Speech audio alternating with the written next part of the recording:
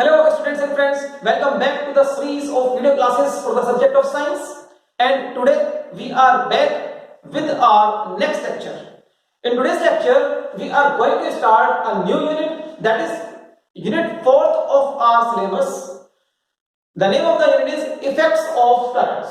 The name of the unit is effects of current. So students, we all must know that the weightage of this unit is 30 marks in our board exams. Okay, 30 marks की unit हमारे theoretical exam में आनी है out of 80 marks का हमारा board exam होता है. So out of 80 इस यूनिट का कवरेज 13 मार्क्स का होगा. ओके बेटा, इस यूनिट में हमारे पास एनसीईआरटी बुक के अकॉर्डिंग दो चैप्टर्स हैं, chapter 12 and chapter 13. And today we are going to start chapter 12 and the name of the chapter is electricity. What is the name of the chapter? The name of the chapter is electricity. So we are going to start electricity today. Electricity. This is chapter 12 from the book of NCERT. Okay. So in the chapter of electricity, what we are going to study? क्या पढ़ना है हम लोगों को? बेटा पहले इसका एक छोटा सा इंट्रोडक्शन हो रहा है. Let's take the example of a torch. Torch का एग्जांपल लेते हैं. टॉर्च. स्टूडेंट्स, टॉर्च को जब हम यूज करते हैं, so we switch on the torch and the bulb of the torch glow up. जैसे ही आप टॉर्च को स्विच ऑन करते हो, टॉर्च का बल्ब ग्लो करता है. ठीक है, इट प्रोड्यूसेस लाइट, वो काम करने लगता है. ऐसा क्या है उस स्विच में जो टॉर्च का बल्ब स्विच ऑन करने पर ही ग्लो करता है, स्विच ऑफ करने पर वो लाइट देना बंद कर देता है. Okay, what are the components, main components of a torch? Torch के मेन कंपोनेंट्स क्या होते हैं? बट बेसिकली टॉर्च के अंदर अगर आपने कभी ऑब्जर्व किया है, हमारे पास सेल होते हैं. सेल्स, एक सेल या दो सेल्स और there will be 3 cells. Okay, cells के साथ एक इलेक्ट्रिक बल्ब होता है. एक बल्ब होता है, सेल्स के कांटेक्ट में होता है वो बल्ब. ठीक है, ये बेसिक कंपोनेंट्स हैं. एक स्विच होता है, देयर इज अ स्विच. ठीक है, वी कैन ऑन और of this switch. On off कर सकते हैं आप इसको. ठीक, अगर मैं इस टॉर्च का एक बेसिक सा डायग्राम ड्रॉ करूं तो ये एक टॉर्च है. Okay students, this is a torch. As soon as we switch on the torch, this bulb will glow. This bulb will glow. ठीक है. So what is all happening inside this torch? क्या सब कुछ इसके अंदर चल रहा है, ये हमें स्टडी करेंगे इस चैप्टर की हेल्प से. जब आपको ये चैप्टर की चीजें क्लियर होंगी तो आपको पता चलेगा कि टॉर्च में एक्चुअली क्या क्या हो रहा है. ठीक है बेटा, ये सेल किस लिए यूज किया जाता है टॉर्च के अंदर? What is the purpose of these cells? इन सेल्स के अंदर ऐसा क्या है कि ये सेल्स हमको सो कॉल्ड इलेक्ट्रिसिटी प्रोवाइड कराते हैं. The name of the chapter is electricity. So called electricity provide कराते हैं. ठीक, स्विच किस तरह से काम करता है, ओके, ये सब चीजें हमें यहां पर स्टडी करनी है. अगर हम इस टॉर्च के एक सिंपल डायग्राम पर आए तो आप कह सकते हैं कि इस टॉर्च में जो कंपोनेंट्स हैं वो है एक बल्ब, ओके, एक सेल या बैटरी, और इनको कनेक्ट करने के लिए we will make use of wires. Wires का यूज इलेक्ट्रिसिटी में होता है. ठीक है, इनको कनेक्ट करेंगे with the help of wires. Wires can be of various cross sections. Wires मोटे भी हो सकते हैं, it is a wire, it is electric wire. ठीक है, इनका क्रॉस सेक्शन मोटा हो सकता है. वायर्स पतले भी हो सकते हैं. बेटा ये एक बहुत ही थिन वायर है. This is a thick wire and this is a thin wire. You can compare the cross sections of the two wires. Okay, you can compare their cross sections. So these wires are known as connecting wires.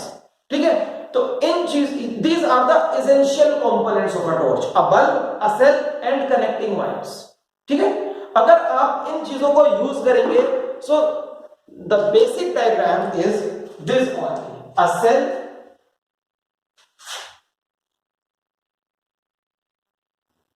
a bulb and connecting wires। ये connecting wire यहां जाएगा और ये connecting wire यहां जाएगा। The problem in this circuit, what is the meaning of circuit? हम इस word को भी समझेंगे, what is circuit? सर्किट क्या होता है बेटा? आपने सुना होगा रेसिंग सर्किट्स, रेसिंग सर्किट्स सुना है? वो पाथ्स जिन पर रेसिंग कार्स रेस करती हैं, रेसिंग कार्स दौड़ती हैं, that is racing circuit. Now what is the meaning of circuit? Circuit is nothing but a closed path. Circuit कुछ नहीं है, बस एक क्लोज्ड पाथ है। कार्स की रेसिंग जिस पॉइंट से स्टार्ट होती है, पाथ वहीं खत्म होता है, आकर उसी पॉइंट पर वो फिनिश करते हैं। Okay, so that is a closed path, that is why the name is racing circuit. Okay, here the complete name is electric circuit। Electric circuit एक ऐसा पाथ है जो कि क्लोज पाथ है और जिस पाथ में करंट फ्लो कर सकता है, उस पाथ को हम बोलते हैं electric circuit. And no doubt this path is composed of electrical appliances, batteries and connecting wires. ठीक है, एक बैटरी या सेल होगा, कनेक्टिंग वायर्स होंगे और कोई इलेक्ट्रिकल एप्लायंस जैसे कि एक बल्ब या एक फैन या कोई भी इलेक्ट्रिकल एप्लायंस जो आपको इस सेल से यूज करना है। It can be a small motor, anything. Okay, so ये एक इलेक्ट्रिक सर्किट है। देखो ये भी एक क्लोज्ड पाथ है। For example if I start from this point, this is a closed path. ठीक है, कहीं ब्रेक नहीं होता, it is a closed path, तो its name is electric circuit. Racing circuit में कार दौड़ती है, इलेक्ट्रिक सर्किट में क्या दौड़ता है ये अभी हमें ऑब्जर्व करना है। ठीक है, इलेक्ट्रिक सर्किट में क्या दौड़ता है ये अभी हमें ऑब्जर्व करना है। हम अपने जनरल लाइफ के एक्सपीरियंसेस से जानते हैं कि इलेक्ट्रिक सर्किट्स में करंट दौड़ता है, we call it current. Now what is a current? Current क्या है? The complete name is electric current. The complete name is electric current। ये इलेक्ट्रिक करंट क्या होता है ये हमें यहां स्टडी करना होगा अभी। ठीक है, सो जैसे ही आपका ये सर्किट कंप्लीट होगा द बल्ब विल ग्लो। अगर आप चाहते हो बल्ब अपने विल पर ऑन ऑफ करना, so you will make use of a switch. आप एक स्विच का यूज करेंगे, यहां पर एक स्विच हो सकता है। ठीक है, ऑन ऑफ आप यहां से इसको कर सकते हैं। सो ये एक सिंपल सा इलेक्ट्रिक सर्किट है जिसमें एक सेल है, सेल और अ बैटरी, कनेक्टिंग वायर्स है और एक बल्ब या कोई भी इलेक्ट्रिकल एप्लायंस हो सकता है with the help of a switch. ठीक है, स्विच को आप की भी बोल सकते हैं। Switch is also known as key. ठीक है, फिजिक्स में आप स्विच की जगह की बोलेंगे, की। ओके, सो स्टूडेंट्स ये बेसिक कंपोनेंट्स हैं इस टॉर्च के। ठीक है, क्या होता है सेल से जब हम कनेक्टिंग वायर्स के थ्रू एक बल्ब को कनेक्ट करते हैं और अपने सर्किट को, कौन से सर्किट को? इलेक्ट्रिक सर्किट को स्विच ऑन करते हैं, बल्ब ग्लो करता है बिकॉज इन वायर्स में करंट फ्लो करता है।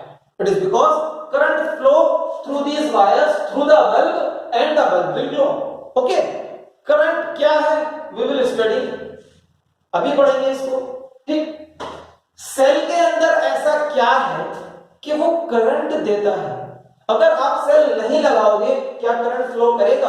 अगर आप इस टॉर्च से सेल्स निकाल देंगे, will current still flow inside the electric bulb? No, without the cells bulb will not glow. अगर bulb will not glow it means current is not flowing. ठीक है, तो इट मींस इस सेल में ऐसा क्या है कि ये करंट प्रोड्यूस करता है। ठीक है, ये सब चीजें हमें अभी करना है। Okay, so let's start with the chapter of electricity, that is chapter 12 from our NCERT book. So students आज के लेक्चर में हमारे दो मेजर हेडिंग्स जो हमको कंप्लीट करने हैं, मैं आपको पहले ही बता देता हूं, हमारे दो मेजर हेडिंग्स जो हमको कंप्लीट करने हैं वो हैं electric current and electric potential with potential difference. Okay, so ये हमारे मेजर हेडिंग्स जो हमको कंप्लीट करने होंगे, लेकिन इन सबसे पहले हमें समझना है what is charge, electric charge. Electric charge क्या होता है? इलेक्ट्रिक चार्ज, तो बच्चों इलेक्ट्रिक चार्ज समझने के लिए मैं आपको थोड़ा सा केमिस्ट्री की तरफ लेकर जाता हूं। बेटा केमिस्ट्री में हमने एटम्स पढ़े, एटम्स, ठीक है, और एटम्स किन किन चीजों से मिलकर बना होता है ये भी हमने केमिस्ट्री में स्टडी किया है। ओके, सो जो आपने केमिस्ट्री के अकॉर्डिंग स्टडी किया है एटम के बारे में, दैट इज एटम के अंदर एक होता है न्यूक्लियस, न्यूक्लियस, और बाहर घूम रहे होते हैं इलेक्ट्रॉन्स, बाहर ऑर्बिट्स में इलेक्ट्रॉन्स घूम रहे होते हैं, ये ऑर्बिट्स हैं। बिल्कुल ठीक ऐसे ही जैसे सेंटर पे हमारे सोलर सिस्टम का एग्जांपल अगर ले ले, सेंटर में सन है और बाहर ऑर्बिट्स में प्लैनेट्स घूम रहे हैं, ठीक है, समवट लाइक दिस। ऐसे ही यहां पर है कि सेंटर में न्यूक्लियस है और ऑर्बिट्स में बाहर इलेक्ट्रॉन्स घूम रहे हैं। ये ऑर्बिट्स वही ऑर्बिट्स हैं जिनको आप के एल एम एन बोलते हैं केमिस्ट्री में। के सबसे पहला number K, then L, then M, then N. Okay, ये वही ऑर्बिट्स हैं। So electrons are revolving in these orbits and centre में न्यूक्लियस है। न्यूक्लियस के अंदर क्या होता है? What is inside the nucleus? Nucleus के अंदर होते हैं दो तरह के पार्टिकल्स और उनके नाम हैं protons and neutrons. Protons and neutrons होते हैं न्यूक्लियस के अंदर। Okay, so it means atom has three types of particles. किसी भी एटम के पास तीन तरह के पार्टिकल्स हैं, protons, electrons and neutrons. Protons, electrons and neutrons, ये भी हमने केमिस्ट्री में पढ़ा है। न्यूक्लियस पॉजिटिव होता है, क्यों? क्योंकि न्यूक्लियस के अंदर जो दो तरह के पार्टिकल्स हैं उनमें से प्रोटॉन्स पॉजिटिव है और न्यूट्रॉन्स, इनके पास कोई चार्ज नहीं है, ये न्यूट्रल होते हैं, कोई चार्ज नहीं। N for neutral, N for neutrons, P for proton, P for positive. Okay, protons positive है तो ओवरऑल न्यूक्लियस के पास पॉजिटिव चार्ज होता है। सो आप कह सकते हो protons are the particles having positive charge. This is known as electric charge. Electric charge, okay, इसी को तो electric charge, the complete name is electric charge. Charge is not the complete name, complete name is electric charge. Okay, and what is the charge of electron? Electron के पास होता है negative charge. Okay, protons are positively charged particles, electrons are negatively charged particles. Okay, ये atoms के पास तीन तरह के particles हैं, neutrons neutral, protons positive inside the nucleus, that is why nucleus positive होता है, एंड इलेक्ट्रॉन्स आर नेगेटिव, ठीक है, और उनके पास नेगेटिव चार्ज है और वो आउटसाइड द न्यूक्लियस ऑर्बिट्स पर रिवॉल्व कर रहे होते हैं, ठीक है। दैट इज व्हाई आपको केमिस्ट्री में थोड़ी याद दिलाऊं, केमिस्ट्री में अगर आपने कोई एक इलेक्ट्रॉन यहां से बाहर निकाला तो ये क्या बन जाता है? Positive ion. यही होता है ना, positive ion. Okay, for example lithium का अगर हम एग्जांपल लें, लिथियम के पास 3 इलेक्ट्रॉन्स हैं। आप अगर एक इलेक्ट्रॉन हटा दें तो क्या बन जाता है? वो लिथियम प्लस। वो लिथियम प्लस क्या है? वो लिथियम का न्यूक्लियस है, और जो इलेक्ट्रॉन चला जाता है दैट इज नेगेटिव, वो इलेक्ट्रॉन नेगेटिव होता है। ओके, यही करते हैं ना केमिस्ट्री में। क्यों करते हैं ऐसा हम? बिकॉज इलेक्ट्रॉन नेगेटिव गया और यहां पर क्या बचा? पॉजिटिव बचा। यही होगा ना, ठीक। So what is this negative and positive? Actually negative and positive कुछ नहीं, negative and positive these are two kinds of electric charges. It means electric charge is of two types, या आप अगर सही से बोले इट हैज टू नेचर्स। दो natures होते हैं इलेक्ट्रिक चार्ज के। What are these two natures? The two natures are positive and negative. Okay, और ये इन पॉजिटिव और नेगेटिव चार्जेस के बेसिक पार्टिकल्स हैं, फंडामेंटल पार्टिकल्स हैं। इनसे छोटे कोई पार्टिकल्स नहीं होते जिनके पास चार्जेस हो। ठीक है, मतलब इनसे छोटे का मतलब ये है यहां पर कि सबसे छोटा amount of charge in he particles के पास होता है। ठीक, means proton is having the least amount of positive charge, okay, and electron is having a least amount of negative charge. और वो लीस्ट अमाउंट कितना है उसकी वैल्यू भी तो होगी। ठीक है, the value of that charge is, बेटा पॉजिटिव चार्ज जो प्रोटॉन्स पर होता है, let me right it here, protons के पास पॉजिटिव चार्ज होता है और उसकी वैल्यू होती है 1.6 10 to the power minus 19 coulomb. Now what is this coulomb? Coulomb is the SI unit of charge. Charge की SI unit. SI unit of charge is coulomb, denoted by letter C, capital letter C. Coulomb is a name of a scientist. ठीक है, scientist थे कोई coulomb नाम से, उनके honour में charge की SI यूनिट का नाम कूलम रखा गया है। Okay, denoted by capital letter C, याद रखिए। सो प्रोटॉन्स पर जो पॉजिटिव चार्ज है उसकी वैल्यू कितनी है? 1.6 10 to the power 19 कूलम, क्योंकि प्रोटॉन पर है तो आप प्लस लिख सकते हैं उसके लिए। ओके, इसी तरीके से इलेक्ट्रॉन पर जो चार्ज होता है वो नेगेटिव होता है, negative charge, but that is negative. Okay, but that is negative. So positive and negative, these are the two natures of electric charge. ये इलेक्ट्रिक चार्ज के दो नेचर्स हैं, एक पॉजिटिव होता है और एक नेगेटिव होता है। पॉजिटिव प्रोटॉन्स के पास पाया जाता है और नेगेटिव इलेक्ट्रॉन्स के पास पाया जाता है। प्रोटॉन्स न्यूक्लियस के अंदर होते हैं, इलेक्ट्रॉन्स न्यूक्लियस के बाहर ऑर्बिट्स में घूम रहे होते हैं। ये एटॉमिक स्ट्रक्चर है। ओके, एटॉमिक स्ट्रक्चर हमने क्यों याद दिलाया आपको? Because everything is made up of, every substance is made up of atoms and molecules. याद है ना, छोटी छोटी क्लासेस की छोटी छोटी सी नॉलेज। ठीक, every substance is made up of atoms and molecules. हर चीज एटम्स से मिलकर बनी है। This marker is made up of atoms. Okay, this board is made up of atoms. Okay, I am made up of atoms. You are made up of atoms. We all are made up of atoms. If we all are made up of atoms, it means we all are having protons, electrons, and neutrons. मतलब we all are having protons that are positively charged particles. We all are having electrons जो कि negatively charged particles हैं, and we all are having neutrons जो कि neutral हैं। ठीक, तो everything is made up of atoms, याद रखिएगा। Okay, protons positive, electrons negative. ठीक है, दोनों के पास 1.6 10 to the power 19 coulomb charge होता है। किसके पास चार्ज ज्यादा है, प्रोटॉन के पास या इलेक्ट्रॉन के पास? Come on answer this question. ठीक है, लिख लो पेपर पे। सो आपसे मैं क्वेश्चन पूछ रहा हूं कि प्रोटॉन्स पर ज्यादा चार्ज माना जाएगा या इलेक्ट्रॉन का चार्ज बड़ा माना जाएगा? पॉजिटिव बड़ा है या नेगेटिव बड़ा है? यहां पर this is my question to you. क्या आंसर है आपका? लिख लें जरा इसको। ठीक है, नाउ लिसन टू मी। अब मेरी बात सुनिए ध्यान से बेटा।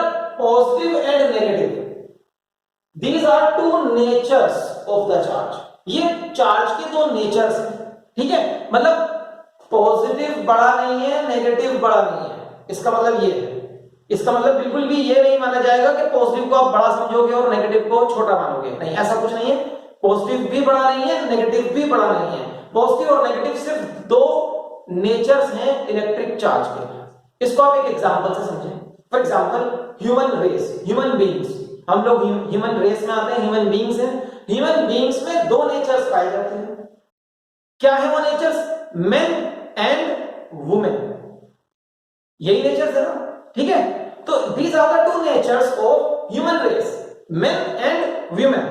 ठीक है, तो क्या इसका मतलब ये होगा कि वुमेन मेन से ज्यादा बड़े हैं या मेन वुमेन से ज्यादा बड़े हैं? नहीं, इसका मतलब ये बिल्कुल नहीं है। दे आर इक्विवेलेंट, वो इक्विवेलेंट है, वो बस दो नेचर है ह्यूमन रेस के। ठीक है, ऐसा कहीं पर भी नहीं है कि मैन को वुमेन पे सुप्रीमेसी मिल जाए या वुमेन को मैन पर सुप्रीमेसी मिल जाए। बिल्कुल ठीक ऐसे ही यहां पर है, प्रोटॉन्स इलेक्ट्रॉन्स के पास चार्जेस बिल्कुल सेम है, they are having equal amount of charge, that is 1.6 10 to the power 19 coulomb charge.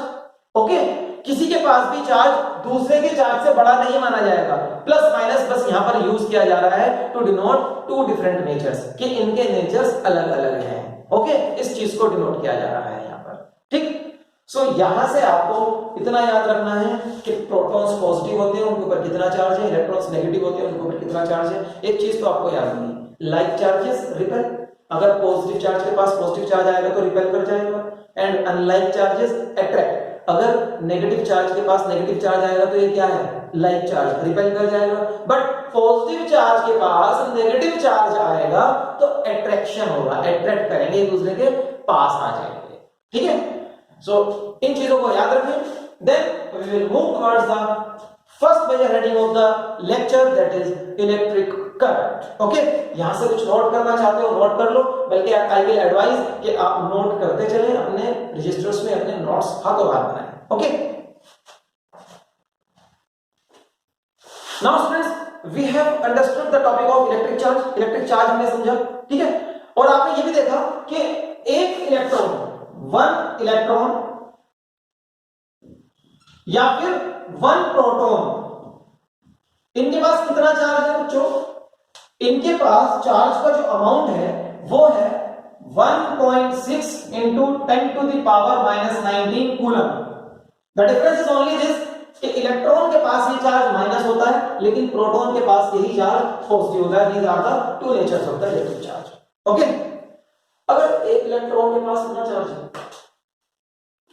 दो इलेक्ट्रॉन के पास कितना चार्ज होगा, दो इलेक्ट्रॉन्स के पास, तीन इलेक्ट्रॉन के पास कितना चार्ज होगा। ठीक, ये क्वेश्चन है, means charge on two electrons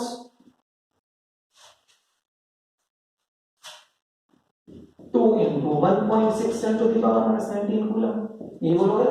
अरे एक के पास 1.6 10 टू द पावर 19 कूलम है तो दो के पास 2 इंटू चार्ज ऑन 3 इलेक्ट्रॉन्स या ड्यू टू 3 इलेक्ट्रॉन्स, 3 इलेक्ट्रॉन्स की वजह से कितना चार्ज आएगा, 3 into 1.6 10 to the power minus 19 coulomb, यही आएगा। ठीक है, मींस ये एक फिक्स्ड वैल्यू चल रही है हमारे पास, this is a fixed value. Okay, और जितने भी आपके पास इलेक्ट्रॉन्स हैं उनसे आपको चार्ज निकालना है, वो नंबर यहां आएगा। अगर मैं कहूं आपसे, मैं पूछूं आपसे n इलेक्ट्रॉन्स से कितना चार्ज है, charge due to n electrons, n electrons के कारण कितना चार्ज आएगा, तो 2 3 की जगह क्या लिखोगे यहां पर, n into 1.6 10 to the power minus 19 coulomb, इतना चार्ज आएगा। ठीक है, so I am having a formula charge due to n electrons, ये मेरे पास एक फॉर्मूला है and you have to learn this formula. This formula is for charge due to n electrons and this formula can be written as q। q is the symbol small या capital, Q is the symbol used to denote the amount of charge। Charge का कितना amount है इसको denote करना है, capital Q या small q से use कर सकते हैं। ठीक है, बिल्कुल ठीक ऐसे जैसे 9th क्लास में मास के लिए क्या यूज करते थे, m, अब चार्ज के लिए आप यूज करोगे स्मॉल q या capital Q as you wish. ठीक है, is equals to m into 1.6 10 to the power minus 19 coulomb. ये फॉर्मूला आपको याद रखना होगा। Okay, learn this formula. ठीक, now there is a question from my side to you, और ये आपको अभी करना है with in 2 minutes.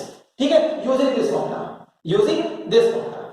My question is how many electrons will constitute 1 coulomb charge. एक कूलम चार्ज कितने इलेक्ट्रॉन्स की वजह से आएगा। ठीक है, यूज दिस फॉर्मूला। एक कूलम चार्ज, 1 कूलम चार्ज कितने इलेक्ट्रॉन्स की वजह से आएगा। Come on, solve this question on your own.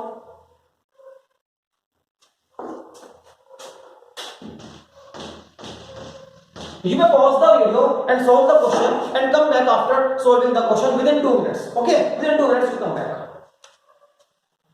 So I am solving the question here and you may compare your solution with my solution. Q is equals to n into 1.6 10 to the power minus 19 coulomb. ये formula है. कितने electrons की वजह से 1 coulomb charge आएगा. This is the total charge. इसको बोलते हैं total charge.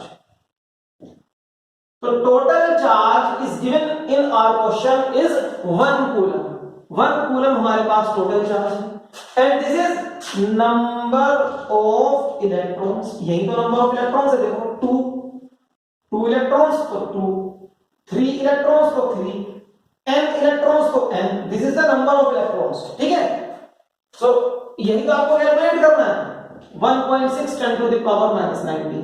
So 1 upon 1.6 into 10 to the power minus 19 is equals to m. ये n की वैल्यू आ गई. लेकिन थोड़ा सा अच्छा करके सॉल्व कर लेते हैं इसको. 10 की पावर 19 ऊपर जाएगा तो क्या बन जाएगा? 10 की पावर प्लस 19. 1 तो पहले लिखा है ऊपर और नीचे रह गया 1.6. This is n. Or you can solve it like this. n is equals to decimal हटाओगे ऊपर हो जाएगा 10/16 into 10 to the power minus 19, or you may write it 100/16 into 10 to the power 18. एक जीरो यहाँ ले लो, 100 हो जाएगा. यहाँ पर एक पावर कम हो जाएगी. ठीक है. ये 16 है नीचे. 100/16 को सॉल्व करोगे you will get 6.25 into 10 to the power 18. इतने सारे इलेक्ट्रॉन्स मिल जाएंगे तब जाकर 1 कूलम चार्ज आएगा. It is a very large amount of number. 6.25 into 10 to the power 18. It means 625 के बाद अभी 16 zeros और लिखनी है आपको. ठीक है. सो बहुत सारे इलेक्ट्रॉन्स मिलकर 1 कूलम चार्ज बनाते हैं. It means we can say कि 1 coulomb charge is not a small amount of charge. 1 coulomb charge कोई छोटा मोटा चार्ज नहीं है. ये एक बड़ा अमाउंट ऑफ चार्ज है. इस चार्ज को बनाने के लिए बहुत सारे इलेक्ट्रॉन्स चाहिए और उनका नंबर है 6.25 10 to the power 18 इलेक्ट्रॉन्स चाहिए. Okay. Learn this answer. It is a very important question. Objectives में पूछा जाता है कि कितने इलेक्ट्रॉन्स रिक्वायर्ड होंगे 1 कूलम चार्ज के लिए. This is the amount of electrons. This is the number of electrons. Directly याद कर लो, निकाल भी सकते हो. ठीक. So students, after this we will discuss the topics of conductors and non-conductors. अब आप बोलेंगे सर कंडक्टर्स नॉन कंडक्टर्स तो पढ़ते आ रहे हैं कई साल से छोटी क्लासेस से. बेटा याद दिला देते हैं आपको क्या होगा. Conductors through which current can easily pass. Electric current can easily pass, मतलब electricity can easily pass through which. ठीक है. ऐसे सब्सटेंसेस को हम क्या बोलते हैं? कंडक्टर. तो कंडक्टर को क्या? कंडक्टर जिनसे इलेक्ट्रिसिटी आसानी से पास हो जाए. और नॉन कंडक्टर जिनसे इलेक्ट्रिसिटी पास ना कर सके उनको क्या बोलते हैं? Non conductors. They are known as non conductors. Students, अगर कहीं पर आपको लगे कि मैं कॉपी करना था और मैं रब कर देता हूं तो आपके पास ऑप्शन है. You can pause the video and note down anything from the board. Okay. This is the benefit of a video class. Non-conductors के examples wood, plastic. Okay, these are the examples of non-conductor. Conductors के examples copper, aluminium, बेटा graphite, ये भी एक conductor है. Normally conductors metals ही होते हैं, लेकिन कुछ एक्सेप्शंस हैं. जैसे graphite is exceptional here. Graphite क्या है? कार्बन ही तो है. कार्बन का एक फॉर्म ग्रेफाइट कहलाता है. ठीक. आपने पढ़ा होगा 9th क्लास की केमिस्ट्री में. So carbon is non metal. Non metal भी कंडक्टर हो सकता है. ओके. जरूरी नहीं कि सारे कंडक्टर्स मेटेलिक ही हों. हाँ, ये मेटल है, ये मेटल है. ओके. हमें अपने इस चैप्टर इलेक्ट्रिसिटी में मेटेलिक कंडक्टर्स पे ध्यान देना है. We will study metallic conductors. Metallic conductors के बारे में हम पढ़ेंगे. ओके. मेटेलिक कंडक्टर्स पे ध्यान देना है. जैसे कॉपर के कंडक्टर्स, एल्यूमिनियम के कंडक्टर्स, सिल्वर के कंडक्टर्स. ठीक है. मेटेलिक कंडक्टर्स पे ज्यादा ध्यान देना है. सो कंडक्टर्स, नॉन कंडक्टर्स. ओके. अब इसके बाद the next heading is the most awaited heading is electric current. So now students, the next heading is electric current.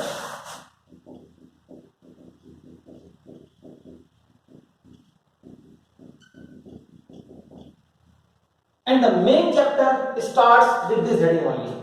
Okay, electric current क्या है? What is electric current? Definition के according अगर हम चाहें इसको लिखना तो electric current is nothing but rate of flow of electric charges is known as electric current. Rate of flow of electric charges is known as electric current. ठीक है, इस जैसी कोई डेफिनेशन तुमने आपसे पहले कहीं पढ़ी हो फिजिक्स में, याद है? रेट, जिस डेफिनेशन में वर्ड रेट आता है, rate of change of velocity is known as acceleration, class 9th. Rate of change of velocity is known as acceleration. जब कभी वर्ड रेट आता है it means you have to divide by time. किसको divide करना है? जो इसके बाद लिखा है। चेंज ऑफ वेलोसिटी को टाइम से डिवाइड कर दो, एक्सेलरेशन आ जाएगा। यही तो था, change of velocity v minus u, final velocity minus initial velocity divide by time, इसको आपने बोला था एक्सेलरेशन, प्लस 9। ठीक है, यहां पर क्या है? रेट मतलब टाइम से डिवाइड करना है, किसको? इलेक्ट्रिक चार्ज को। Rate of flow of charge, कितना चार्ज फ्लो कर जाता है एक गिवन टाइम में। ठीक है, how much amount of charge is flowing in a given time. So charge flowing upon time taken. This is electric current. इसी को क्या बोलते हैं? Electric current. सिंपली करंट भी कह सकते हैं but complete name is electric current. ये होता है electric current. This is electric current. Okay, so we are having the formula for electric current here. अगर ये इलेक्ट्रिक करंट का फॉर्मूला है तो इसको आप सिंबल्स में कैसे लिखोगे? चार्ज का सिंबल है Q, टाइम का सिंबल है T, करंट के लिए we will use I, capital I। Okay, this is the formula for electric current is equals to charge flowing per unit time. ये भी कह सकते हो, charge flowing per unit time through a given cross section of a conductor. अरे कहां flow करता है charge? Conductor में फ्लो करता है। कंडक्टर ही तो वो चीज है जहां से इलेक्ट्रिसिटी फ्लो कर जाए आसानी से। इलेक्ट्रिसिटी फ्लो कर जाए मतलब चार्ज फ्लो कर जाए। Now we are getting towards the concept of electricity. Electricity basically है क्या? Electricity flow of charge. Electricity है फ्लो ऑफ चार्ज। जब तक फ्लो ऑफ चार्ज नहीं आएगा तब तक करंट नहीं आएगा, मतलब इलेक्ट्रिसिटी नहीं आएगी। ठीक है, जैसे ही फ्लो ऑफ चार्ज होना शुरू हो जाएगा, फ्लो ऑफ चार्ज का मतलब क्या है? चार्ज मूव करना शुरू कर जाए। ठीक है, तो जैसे ही फ्लो ऑफ चार्ज स्टार्ट होता है इलेक्ट्रिक करंट आता है। इलेक्ट्रिक करंट मतलब इलेक्ट्रिसिटी आती है। ठीक है, जिसको आप इलेक्ट्रिसिटी बोलते हैं नॉर्मल लैंग्वेज में। Okay, so flow of charge के स्टार्ट होने से ही इलेक्ट्रिक करंट आता है और उस करंट का फॉर्मूला होता है कि कितना चार्ज कितने टाइम में फ्लो कर रहा है, कहां से? Through a cross sectional area of a conductor. Suppose मेरे पास ये कंडक्टर है, मोटा सा कंडक्टर बना लिया है हमने। कोई भी वायर्स कैसे होते हैं? सिलिंड्रिकल शेप के होते हैं, मैंने अभी आपको दिखाया था। ठीक है, this is a wire, this is a wire, the shape is nothing but cylindrical और ये इसका क्रॉस सेक्शन है। ओके, सो हम इसके मैग्नीफाइड डायग्राम को बना लेंगे। ये रहा magnified diagram. Okay, now because it is a conductor, so students you must know this fact कि कंडक्टर्स के अंदर इलेक्ट्रॉन्स, जो इलेक्ट्रॉन्स है ना, इलेक्ट्रॉन्स भी है, प्रोटॉन्स भी है, न्यूट्रॉन्स भी है, लेकिन कुछ एटम्स के, वर्ड्स ध्यान से सुनना मेरे, कुछ एटम्स के इलेक्ट्रॉन्स एटम्स से बाहर आ जाते हैं और वो इस कंडक्टर के मटेरियल के अंदर इधर उधर घूम सकते हैं। ठीक है, जब ये इलेक्ट्रॉन एक पर्टिकुलर डायरेक्शन में एक के पीछे एक चलना शुरू कर देते हैं, इसको बोलते हैं flow of charge. This is known as flow of charge. ये फ्लो ऑफ चार्ज है, ठीक है। ऐसा नहीं होना चाहिए कि इलेक्ट्रॉन्स एक इधर जा रहा है, एक ऊपर जा रहा है, एक नीचे जा रहा है। No, they all are moving in the same direction, one after the other. एक के पीछे एक चलना शुरू कर देंगे इन द सेम डायरेक्शन। इसको बोलते हैं फ्लो ऑफ चार्ज, ठीक है। This is known as flow of charge. तो जैसे ही किसी कंडक्टर के अंदर फ्लो ऑफ चार्ज आता है, that flow of charge is due to electrons only, क्योंकि electrons are free to move inside the conductor, not protons. Protons क्यों नहीं है फ्री टू मूव? बेटा याद करो, प्रोटॉन्स कहां पर है? न्यूक्लियस के अंदर है, वो न्यूक्लियस से बाहर नहीं आ सकते। फ्री टू मूव कौन है? जो न्यूक्लियस के बाहर इलेक्ट्रॉन्स थे ना, वो अपनी ऑर्बिट को भी छोड़कर बाहर आ गए आसानी के साथ, तो वो घूम सकते हैं इस मटेरियल के अंदर, ठीक है। और अगर वो एक ही डायरेक्शन में मूव करना शुरू कर दें, उसको फ्लो ऑफ चार्ज बोलते हैं। और फ्लो ऑफ चार्ज को ही हम मैथमेटिकली क्या कहते हैं? Electric current. ये चार्ज इस क्रॉस सेक्शन से कितने टाइम में पास हो जाएगा, दैट टाइम इज हियर। तो charge flowing per unit time is known as electric current, और rate of flow of electric charge is known as electric current. Now what about the SI unit of electric current? बेटा SI unit कैसे निकालेंगे? देखो, charge की SI unit आपको पता है, coulomb. Time की एसआई यूनिट आपको पता है, seconds. So coulomb per second को ही हमने नाम दिया है ampere. Ampere is known as SI unit of current. So current की एसआई यूनिट क्या होगी? Electric current SI unit is ampere, denoted by capital letter A, denoted by capital letter A, okay। ampere again a name of a scientist, ठीक है। Ampere भी scientist का name है, उसके honour में करंट की SI यूनिट का नाम रखा गया है amperes, okay. Now ampere is coulomb per second. It means आप कह सकते हो कि एम्पियर जो होता है वो कूलम पर सेकंड होता है। कूलम का सिंबल कैपिटल C, सेकंड पर सेकंड है ना, तो CS-1, ओके, पर सेकंड। तो कूलम पर सेकंड अगर कहीं लिखा मिल जाए तो समझ लो करंट की यूनिट एम्पियर लिखी गई है, okay. How will you define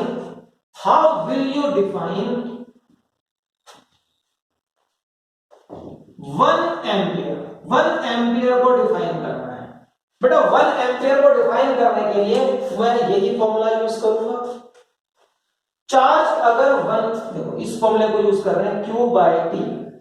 charge अगर हो जाए 1 कूलम और टाइम हो जाए 1 सेकेंड, तो आंसर आएगा 1/1 एम्पियर आंसर आएगा। इसकी हेल्प से आप डिफाइन कर सकते हो 1 एम्पियर को। क्या है? अगर कंडक्टर के क्रॉस सेक्शन से, क्रॉस सेक्शन को आप समझ सकते हो कि एक गेट है, ओके, एक गेट है क्रॉस सेक्शन। अगर किसी कंडक्टर के क्रॉस सेक्शन से 1 कूलम चार्ज 1 सेकंड में क्रॉस कर जाए, कितना चार्ज? 1 कूलम चार्ज 1 सेकंड में क्रॉस कर जाए, तो 1/1 क्या आंसर आएगा? 1 एम्पियर। तो हम कहेंगे कि इस कंडक्टर से जो करंट फ्लो कर रहा है that is 1 ampere. This is the definition of an ampere. If a charge of 1 coulomb flows through a cross section of a conductor in 1 second, then the current flowing through the conductor is known as 1 ampere, okay। so 1 ampere की definition भी हमारी हो गई, okay. So ये हमारा electric current है। Electric current क्या है? Flow of electric charges. और कंडक्टर में कौन से चार्जेस फ्लो करते हैं? सिर्फ इलेक्ट्रॉन्स। इलेक्ट्रॉन्स भी कौन से? Free electrons. फ्री इलेक्ट्रॉन्स किन्हें बोलते हैं? जो अपने एटम्स की ऑर्बिट्स को छोड़कर बाहर आ गए हैं लेकिन है सब्सटेंस के अंदर ही। सपोज ये एक कंडक्टर है, it is made up of protons, neutrons and electrons. Protons और न्यूट्रॉन्स तो न्यूक्लियस के अंदर है, वो बाहर नहीं आ सकते। इलेक्ट्रॉन्स ऑर्बिट्स में घूम रहे हैं, उनमें से कुछ इलेक्ट्रॉन्स बाहर आ जाएंगे। बाहर कहां? एटम से बाहर। इस कंडक्टर को छोड़कर यहां बाहर नहीं घूम रहे होंगे, तो इतनी आवारागर्दी नहीं करनी उनको, ठीक है। They are allowed to move inside its body only. So अगर उन फ्री इलेक्ट्रॉन्स को आप एक पर्टिकुलर डायरेक्शन में मूव करा दो, if they are flowing in a particular direction, उसको बोलते हैं फ्लो ऑफ चार्ज। और अगर वो पर्टिकुलर डायरेक्शन का फ्लो ऑफ चार्ज है तो उसी से बनता है इलेक्ट्रिक करंट, ठीक है। Rate of flow of charge, rate मतलब कि कितना चार्ज कितने टाइम में क्रॉस सेक्शन से, क्रॉस सेक्शन मींस एक गेट से पास कर जाता है, दैट इज इलेक्ट्रिक करंट। ऐसा unit of electric current is ampere, okay. Ampere की डेफिनेशन भी हो गई है। सो स्टूडेंट्स, ये हमारा हुआ इलेक्ट्रिक करंट। ठीक है, क्या ये चार्जेस खुद ही किसी एक पर्टिकुलर डायरेक्शन में फ्लो कर जाते हैं?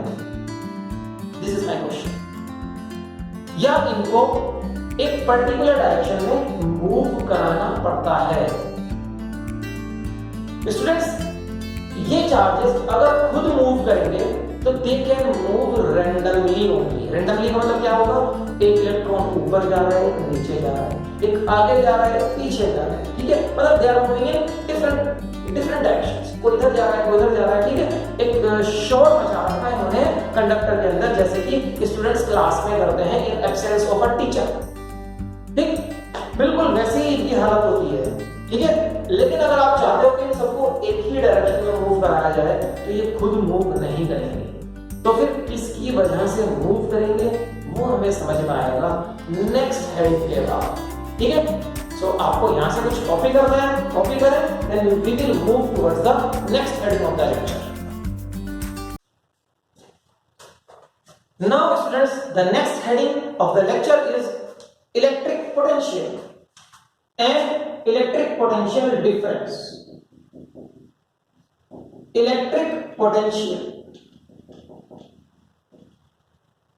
and electric potential difference. सिर्फ potential difference भी कह सकते हैं, but the complete name is electric potential difference. Electric potential difference. पहले electric potential देखते हैं, फिर electric potential difference देखेंगे. Okay?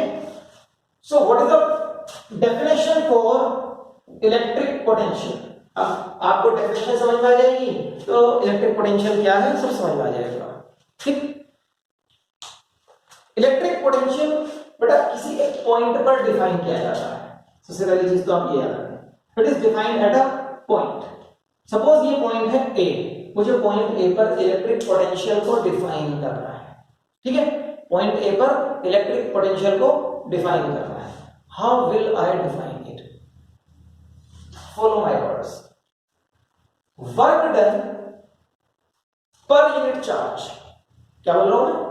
Work done per unit charge in bringing a charge from infinity. Infinity का मतलब होता है वेरी फार अवे, बहुत दूर से लाना है। मतलब यहां कहीं बहुत दूर एक चार्ज होगा, वहां से आप इस चार्ज को लाएंगे लाइक दिस और ए पॉइंट तक लाएंगे।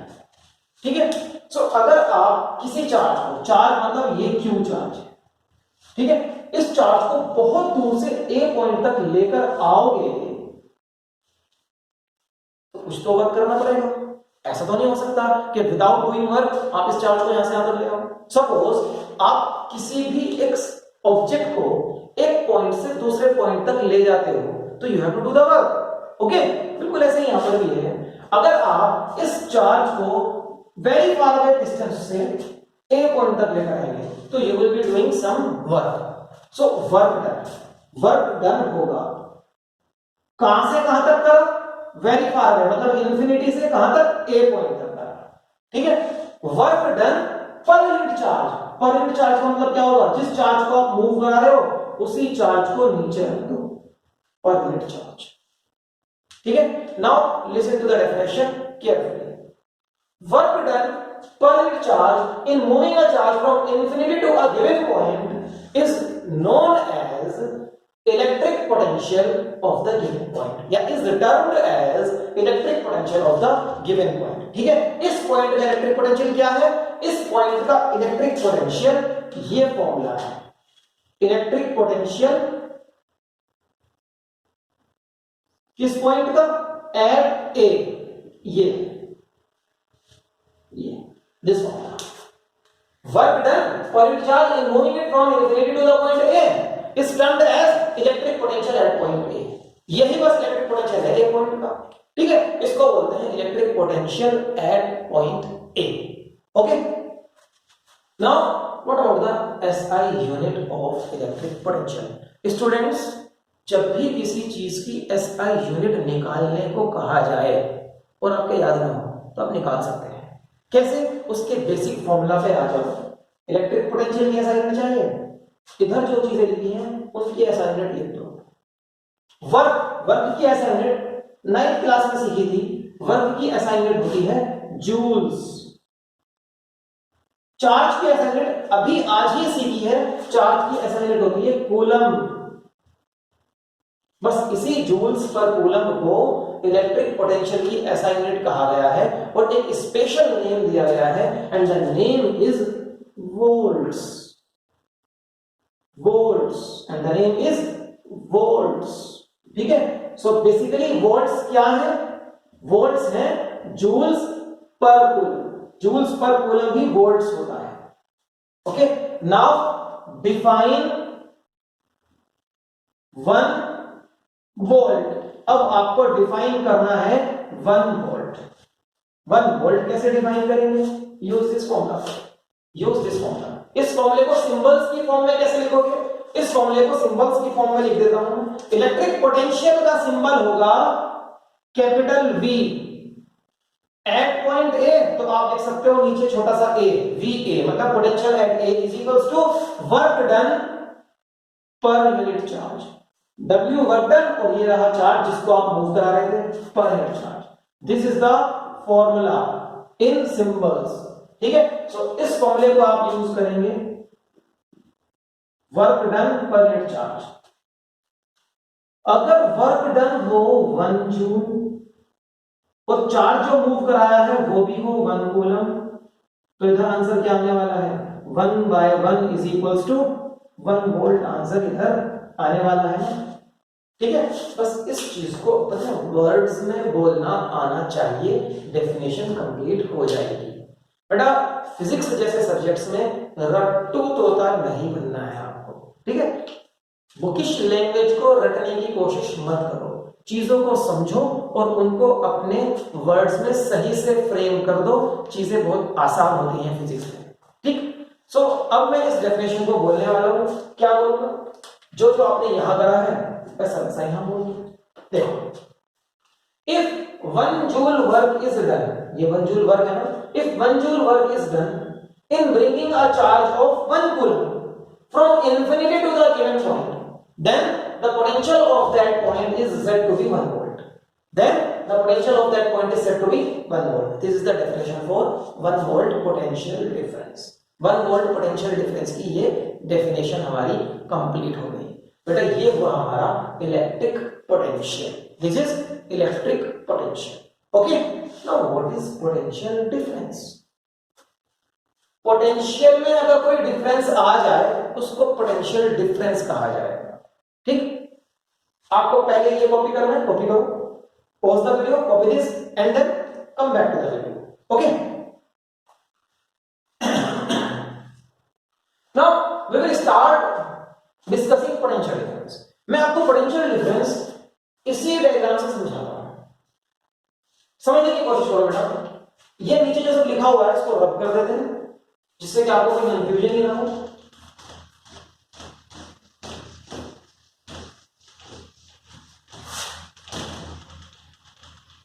As I have told you कि पोटेंशियल एक पॉइंट का होता है। ठीक है, अगर आप इस चार्ज को ए पॉइंट तक लाओगे तो आपको ए पॉइंट का पोटेंशियल मिलेगा, लेकिन अगर आप इस चार्ज को इंफिनिटी से बी पॉइंट तक लाएं, बी पॉइंट तक, तो आपको कहां का पोटेंशियल मिलेगा? बी पॉइंट का। इट मींस हर पॉइंट पर पोटेंशियल अलग होता है। ठीक है, ए पॉइंट का पोटेंशियल VA, बी पॉइंट का पोटेंशियल VB, इन दोनों में कुछ तो डिफरेंस होगा, that is potential difference. That is potential difference, उसी को पोटेंशियल डिफरेंस बोलते हैं। लेकिन इस पोटेंशियल इलेक्ट्रिक पोटेंशियल डिफरेंस अब हमारी हेडिंग हो जाएगी, इलेक्ट्रिक पोटेंशियल डिफरेंस। लेकिन इस इलेक्ट्रिक पोटेंशियल को, पोटेंशियल डिफरेंस को डिफाइन कैसे करेंगे? इसको डिफाइन करने के लिए इंफिनिटी को तो तुम भूल जाओ, वेरी फार अवे, उसकी जगह पॉइंट भी आ गया। कैसे? देखो ध्यान से सुनेंगे डेफिनेशन को। चार्ज को B से A तक मूव कराना है। कहां से कहां तक? B से A तक, याद रखना। Work done per unit charge in moving it from one point to the other, कहां से कहां तक करा रहे हैं? one point to the other, B से A तक, is termed as electric potential difference between the two points. इन दोनों पॉइंट्स के बीच का electric potential work done per unit charge in moving the charge from one point to the other. ठीक है, अगर आपने B से ए तक मूव कराया है तो आप लिखोगे वी ए बी, ए और बी पॉइंट्स के पोटेंशियल डिफरेंस है work done per unit charge. Formula तो वही है। पोटेंशियल डिफरेंस को शो करने के लिए हम ट्रायंगल यूज करते हैं। ठीक है, आप चाहो तो यहां से ए बी हटा सकते हो, कोई दिक्कत नहीं। ट्रायंगल इसको बोलते हैं डेल्टा, बेसिकली डेल्टा। ट्रायंगल नहीं बोलोगे, डेल्टा। ठीक है, this denote change in potential. सिर्फ पी लिखोगे तो पोटेंशियल, और ट्रायंगल के साथ मतलब डेल्टा के साथ पी लिखोगे तो चेंज इन पोटेंशियल, मतलब पोटेंशियल डिफरेंस, या complete name is electric potential difference. ठीक, तो फॉर्मूला तो वही था, वर्क डन अपॉन चार्ज। यहां से देखने से लग रहा है कि फॉर्मूला वही है, बट डेफिनेशन में थोड़ा डिफरेंस है। In moving it from one point to the other, वहां बोलते थे in moving it from infinity to the given point, यहां बोलते हैं in moving it from one point to the other. ये डिफरेंस है। ठीक है, सो अगर मैथमेटिकल फॉर्मूला वही है तो एसआई यूनिट में तो कोई चेंज नहीं आएगा ना। एसआई यूनिट वोल्ट्स ही रहेगी। वोल्ट्स को आप कैपिटल वी से डिनोट कर सकते हैं, लेकिन 1